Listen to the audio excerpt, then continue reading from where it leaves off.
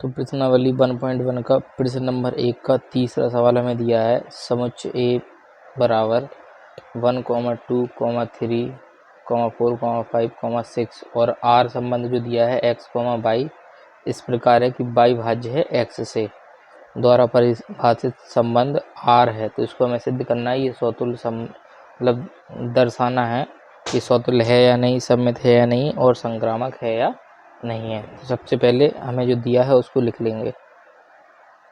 हल दिया क्या है हमें, ये दिया है कि y x से भाज्य है, y भाज्य है x से, ये दिया है। और a बराबर हमें क्या दिया है, a बराबर दिया है 1, 2, 3, 4, 5, 6 ये दिया हुआ है इतना। ठीक है, तो इससे हम दो समुच्चय हमारे पास कितने, दो समुच्चय, एक a और दूसरा क्या है b, a है, सॉरी a से a में संबंध होता है इसमें, a से a में संबंध कितना है r।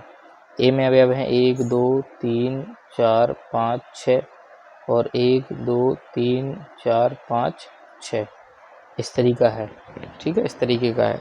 तो r का जो हमें समुच्चय निर्माण रूप ये दिया हुआ था संबंध, उसका हम रोस्टर रूप निकाल लेंगे। r का क्या आएगा, उसमें लिखा है कि y भाज्य है x से, मतलब ये होता है x और ये क्या होता है y। तो y के जितने भी अवयव हैं वो x से भाज्य हैं। अब जो भाज्य होंगे उनको जोड़ देंगे हम। देखो y का अवयव y जो है 1 से भाज्य, यानी 1 से भाज्य, y x से भाज्य है। तो y वाले जो अवयव x के जिन अवयव से भाज्य होंगे वो जुड़ जाएंगे। तो 1 से कटता है, 2 भी 1 से कटता है और 3 भी 1 से कटता है, 4 भी 1 से कटता है, 5 भी 1 से कटता है और 6 भी 1 से कटता है। तो 1 के साथ कितने मिलेगा, 1, 1, 1, 2, 1, 3, 1, 4, 1, 5 और 1, 6 ये हो गया। ठीक है, और अब 2 से क्या क्या कटता है, y x से भाज्य, तो 2 से 2 कटेगा और 2 से 4 कटेगा और 2 से क्या भाज्य होगा, 2 से 6 भी भाज्य होगा, 4 होगा और 2 होगा, 3 हो गए 2 से। अब 3 से क्या कटेगा, तो 3 से 3 कटेगा और 3 से क्या भाज्य होगा, 3 से 6 होगा, 3, 6 आ गया। फिर 4 से क्या क्या कटेगा, 4 से केवल 4 भाज्य होगा और 5 से 5 होगा और 6 से 6 होगा। तो ये आ गए हैं R में। ठीक है, अब हमें सबसे पहले नंबर पर क्या सिद्ध करना है, सबसे पहले नंबर पर हमें करना है स्वतुल्य। तो स्वतुल्य संबंध, ठीक है, स्वतुल्य संबंध के लिए तो स्वतुल्य में हमें क्या क्या देखना होता है, स्वतुल्य में हमें इस तरीके का देखना होता है कि a, है या नहीं है, a, बिलोंग्स टू R, यानी जितने अवयव हैं वो स्वयं से संबंधित हैं या नहीं। जैसे 1, 2, जितने भी हैं तो सब स्वयं से होना चाहिए, 3, 3, 4, 4, 5, और 6, तो 1, है और 2 वाला है या नहीं, 2, भी मिल गया, 3, भी है, 4, भी है, 5, भी है और 6, भी है। ये सब मिल रहे हैं, मतलब जितने भी अवयव है उनका स्वयं से संबंध मिल रहा है। तो हम इधर लिख देंगे कि 1, 1 belongs to R, 2, 2 belongs to R, dot इसी प्रकार 6, बिलोंग्स टू R तक हमें सब मिल रहे हैं। इसका मतलब ये हुआ सच दैट इम्प्लाइज, इसको बोलते हैं तो फिर का चिन्ह। तो फिर a, बिलोंग्स टू R होगा, क्योंकि स्वयं का संबंध स्वयं से मिल गया इन सब में। और जब a, बिलोंग्स टू R मिल गया तो इसका मतलब क्या हो कि R स्वतुल्य संबंध है। R क्या है, R स्वतुल्य संबंध है, R स्वतुल्य संबंध है। दूसरा क्या होता है, दूसरा जो होता है सम्मित संबंध। तो सम्मित संबंध देखेंगे, सम्मित संबंध में क्या होता है, सम्मित संबंध में हमें a, b अगर मिला तो फिर b, a भी मिलना चाहिए, इस तरीके का होता है। तो जो स्वतुल्य के लिए हैं उनको तो देखना नहीं है। 1,2 है तो 1,2 का उल्टा 1,2 का उल्टा 2,1 मिलना चाहिए इसमें। तो 1,2 तो है, लेकिन 1,2 के बाद 2,1 इसमें कहीं नहीं है, यानी a, b तो मिला लेकिन b, a नहीं है। तो हम इधर लिखेंगे कि 1,2 बिलोंग्स टू r, लेकिन इसका विपरीत 2,1 does not belongs to r। जब पहले ही नहीं मिला तो और की भी तुलना नहीं करेंगे। अगर इसका मिल जाता तो फिर इसकी तुलना करते, इसका भी विपरीत मिल जाता तो इसकी तुलना करते। पहले का नहीं मिला तो उसी से लिख देंगे कि 1,2 बिलोंग्स टू r, लेकिन 2,1 does not belongs to r, यानी r संबंध में 2,1 नहीं है। इसका मतलब क्या हुआ कि a, b तो r में है, लेकिन b, a does not belongs to r। और जब ये नहीं है तो हम कह सकते हैं कि r सममित संबंध नहीं है, r सममित संबंध नहीं है। ठीक है, इसके बाद कौन सा आएगा? इसके बाद आएगा संक्रामक संबंध। तो संक्रामक संबंध को ध्यान से समझना है। तीसरा होता है संक्रामक संबंध। ठीक है, संक्रामक संबंध को इससे हल नहीं कर पाएंगे, इससे तो होगा नहीं हल। इसमें हमें ये दिखा y भाज्य x से, तो अगर y भाज्य है, इधर हम पहले देखो मान लेंगे, माना y भाज्य है x से तथा y भाज्य है x से।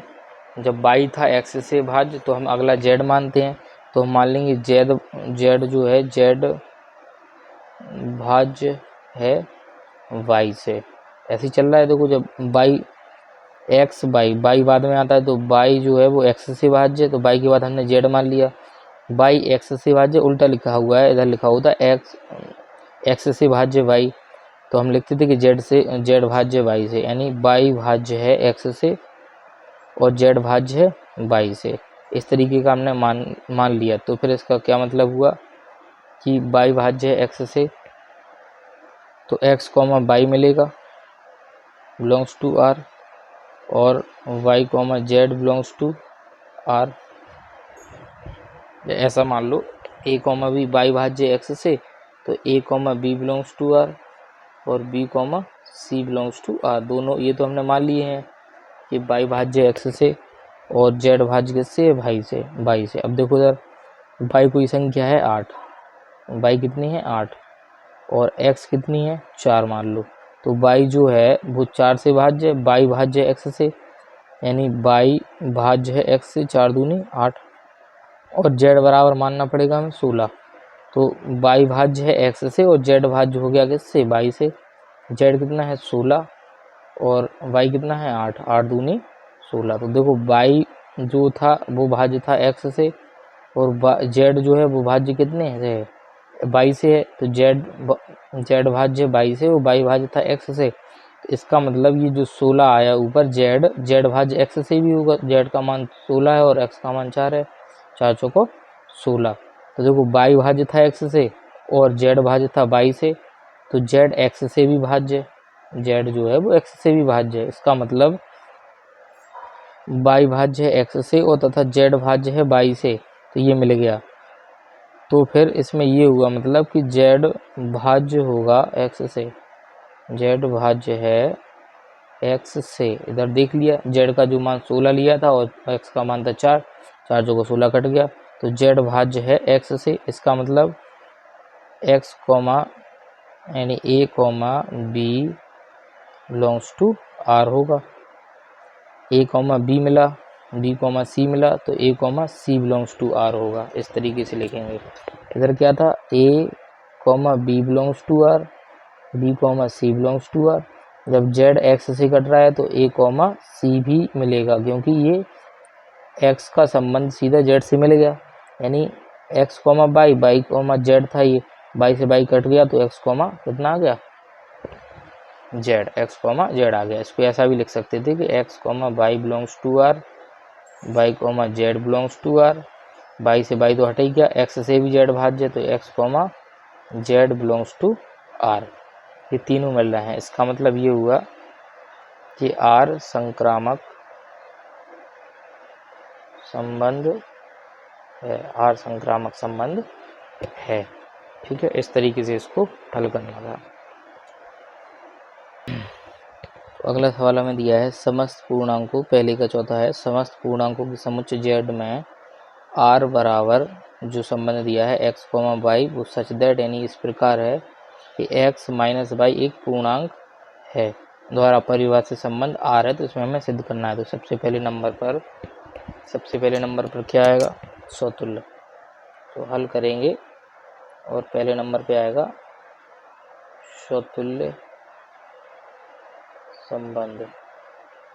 स्वतुल्य संबंध को सिद्ध करना है सबसे पहले। ठीक है, तो स्वतुल्य संबंध में क्या करेंगे, जैसे ये स्वतुल्य अगर है तो जैसे इसमें लिखा x माइनस वाई एक पूर्णांक है, तो हम इसको क्या मानते हैं कि x माइनस एक्स एक पूर्णांक है। ये होगा x माइनस एक्स, जब करेंगे तो क्या बचेगा 0, 0 इसमें पूर्णांक में आता है। ठीक है, 0 बचेगा तो x माइनस एक्स एक पूर्णांक होगा, क्योंकि हमें a कॉमा ए ज्ञात करना होता है, a कॉमा ए का मतलब जहाँ y था उसमें लिखा था x माइनस वाई एक पूर्णांक है, लेकिन क्योंकि हमें ए कॉमा बी नहीं निकालना है, हमें निकालना है ए कॉमा ए के लिए जहाँ y है वहाँ x मानना पड़ता है। तो x माइनस एक्स एक पूर्णांक है, घटाएंगे तो क्या बचेगा 0, 0 पूर्णांक में आएगा। तो इसका मतलब क्या हुआ कि r स्वतुल्य संबंध है। तो हम क्या लिखेंगे इसमें लिखेंगे कि x माइनस एक्स बराबर 0 जो कि पूर्णांक है। इसका मतलब ये हुआ कि x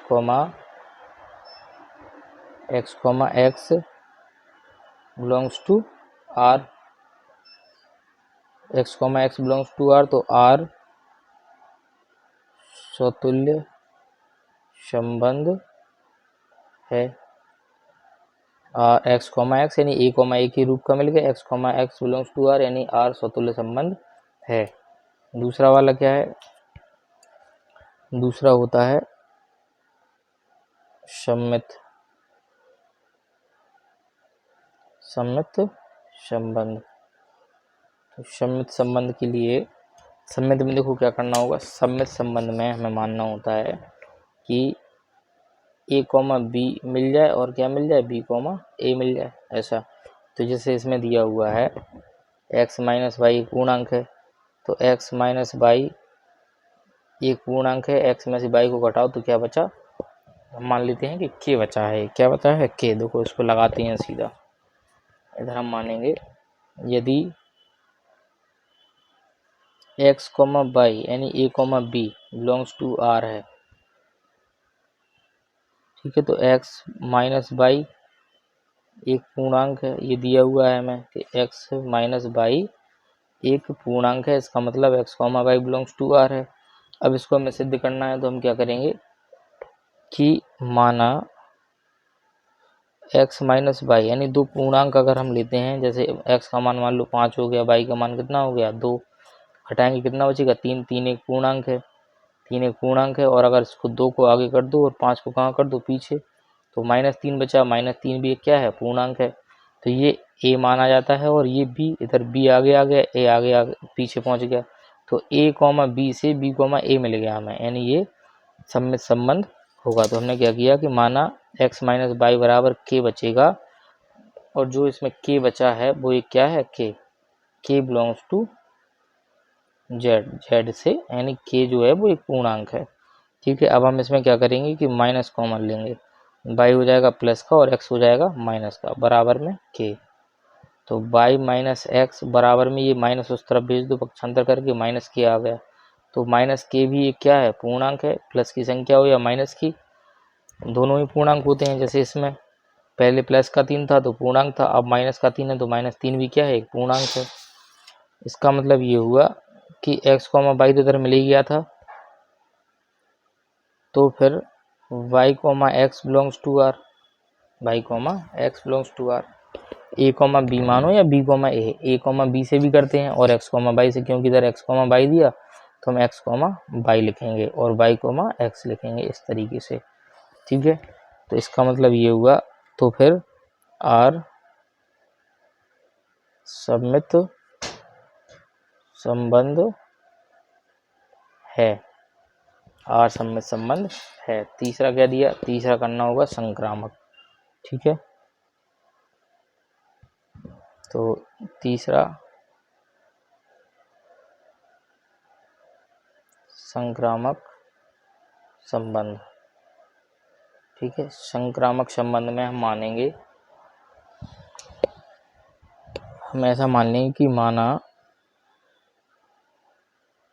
माना x माइनस वाई एक पूर्णांक है जो कि दिया हुआ है, तथा y माइनस जेड एक पूर्णांक है, इस तरीके से मान लेंगे y माइनस जेड एक पूर्णांक है। ये मान लिया हमने कि x माइनस वाई और y माइनस जेड पूर्णांक है। तो इसका मतलब ये हुआ कि x comma y belongs to r तथा y comma Z belongs to r. अब देखो x कॉमा वाई मिला, y से स्टार्ट होने वाला हमने y कॉमा जेड मान लिया, तो y से y कटेगा तो हमें x कॉमा जेड मिलना चाहिए, x कॉमा जेड, ठीक है। तो उसके लिए हम क्या करेंगे कि x माइनस वाई एक पूर्णांक है, तो x माइनस वाई जब हम करते हैं तो मान लो एक k1 पूर्णांक बचता है समीकरण एक, और y माइनस जेड करते हैं तो मान लो k2 पूर्णांक बचता है, इसको मान लेंगे समीकरण 2। और जहाँ k1 और k2 जो है वो बिलोंग्स टू क्या है, जेड है, जेड से हैं, ठीक है। तो ये समीकरण एक और ये समीकरण दूसरा है, हम दोनों समीकरणों को जोड़ देंगे, समीकरण 1 प्लस 2। तो LHS इसका x माइनस वाई प्लस इसका LHS क्या है y माइनस जेड बराबर, इसका RHS है k1 प्लस इसका RHS क्या है k2, ठीक है। प्लस y माइनस वाई कट जाएंगे, x माइनस जेड बचा, x माइनस जेड जो आया वो आया k1 प्लस k2 के बराबर। तो k1 प्लस k2 भी कहाँ से आएगा, बिलोंग करेगा जेड से, पूर्णांक से। कहने का मतलब ये हुआ कि अगर 5 में से 3 घटाओ तो भी पूर्णांक बचा, 3 में से 1 घटा दो तो भी पूर्णांक कितना बचा, ये बचा। अब इन दोनों को जोड़ो तो कितना आया 4, ये भी तो पूर्णांक होगा। जैसे इन दोनों को घटा के हमने k1 मान लिया था इसमें, और इन दोनों को घटा के k2 मान लिया था, और दोनों को जोड़ेंगे तो क्या आएगा, एक पूर्णांक ही आएगा, ठीक है। ये आ गया कि x माइनस जेड बराबर k1 प्लस k2 जो कि एक पूर्णांक है। तो इसका मतलब ये हुआ, देखो x y से और y z से हमें x z मिल गया, x माइनस जेड। तो इसका मतलब ये हुआ कि x comma Z belongs to r, ऐसे ही निकालना होता है हमें कि x कॉमा वाई मिल गया, y कॉमा जेड मिल गया, तो फिर y से y कटेगा तो क्या बचेगा x, तो x कॉमा जेड भी मिलना चाहिए, ये मिल गया है, ठीक है। तो R एक संक्रामक संबंध है, ठीक है। ये क्वेश्चन हो गया। तो 5वां सवाल हमें दिया है पहले का, किसी विशेष समय पर किसी नगर के निवासियों के समुच्चय में निम्नलिखित संबंध है। किसी विशेष समय पर किसी नगर के निवासियों के समुच्चय में एक संबंध आर दिया है कि आर जो संबंध है एक्स कॉमा वाई, दो व्यक्ति हैं एक्स कॉमा वाई, एक्स तथा वाई एक ही स्थान पर कार्य करते हैं। दो व्यक्ति हैं एक्स और वाई, वो एक ही स्थान पर कार्य करते हैं।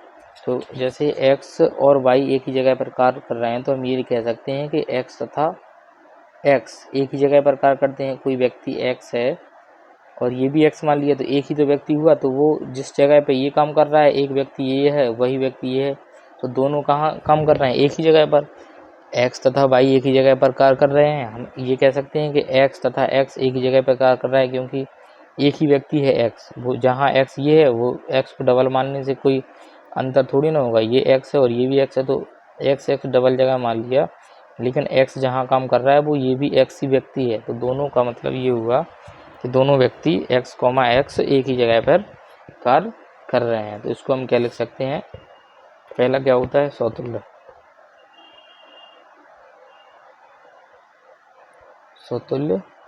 संबंध।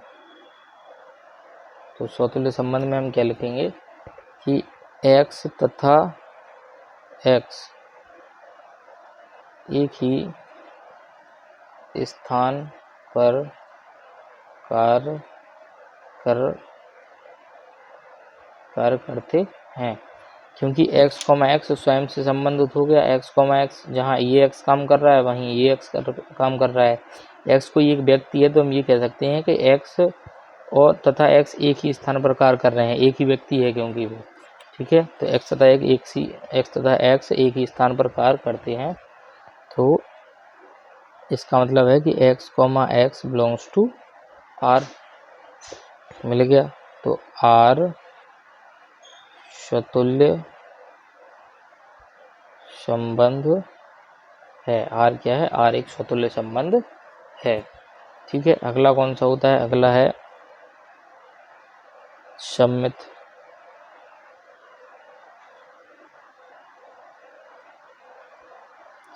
संबंध। तो सम्मित संबंध में देखेंगे, सम्मित संबंध में कोई दो व्यक्ति हैं x तथा y एक ही स्थान पर कार्य कर रहे हैं। मान लो ये है सोनू, ऐसा मान लो, और ये है मोनू। सोनू तथा मोनू एक ही जगह पर कार्य कर रहे हैं, या हम ये कह सकते हैं कि मोनू तथा सोनू एक ही जगह पर कार्य कर रहे हैं।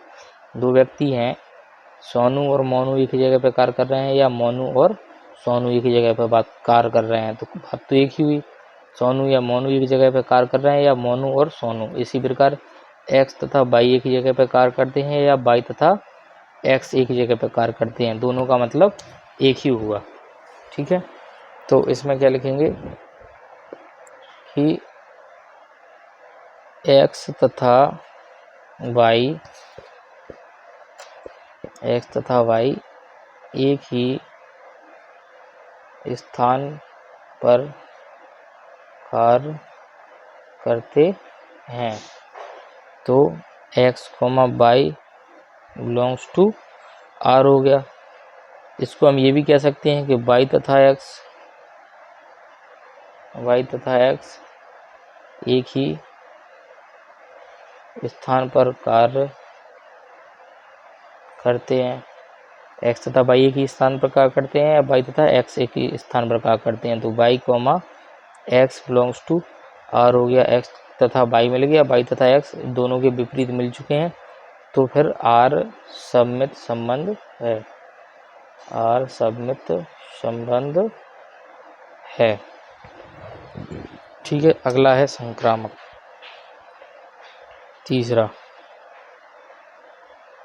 संक्रामक संबंध। तो संक्रामक संबंध में जैसे x तथा y एक ही जगह पर कार्य करते हैं, और अगला हम मान लेंगे y तथा z एक ही जगह पर कार्य करते हैं। देखो ये पहला व्यक्ति है, ये दूसरा, और ये तीसरा। y को दूसरा माना, तो पहला और दूसरा व्यक्ति जहाँ कार्य कर रहा है वहीं दूसरा और तीसरा कार्य कर रहा है। इसका मतलब क्या हुआ कि देखो पहला दूसरा एक ही जगह पर कार्य कर रहा है, और दूसरा तीसरा भी एक ही जगह पर कार्य कर रहा है। तो दूसरा तो दोनों में कॉमन है, इसका मतलब जहाँ पहला कार्य कर रहा है वहीं दूसरा, और जहाँ दूसरा कार्य कर रहा है वहाँ तीसरा। इसका मतलब क्या हुआ कि तीनों एक ही जगह पर कार्य कर रहे हैं। ये व्यक्ति x तथा y एक जगह पर कार्य कर रहा है, y तथा z। तो जहाँ y कर रहा है वहाँ z, और जहाँ y कर रहा है वहाँ x। तो तीनों व्यक्ति एक ही जगह पर कार्य कर रहे हैं, तो हम इसको क्या बोल सकते हैं कि x तथा z एक ही जगह पर कार्य कर रहे हैं। ये भी बोल सकते हैं कि x तथा z एक ही जगह पर कार्य कर रहे हैं, ठीक है। तो इसको हम क्या लिखेंगे कि माना x तथा y एक ही स्थान पर कार्य करते हैं, तथा y तथा z एक ही स्थान पर कार्य करते हैं। तो इसका मतलब ये हुआ कि x, y belongs to R, तथा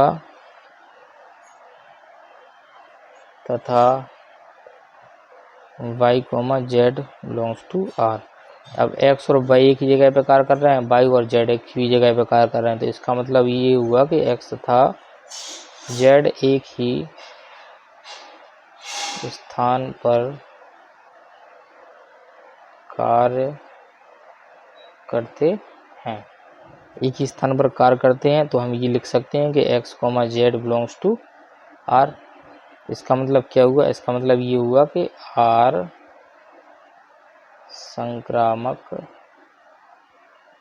संबंध है, आर संक्रामक संबंध है। तो ये हमारा पहले का 5 में का पहला ए सवाल हो गया है।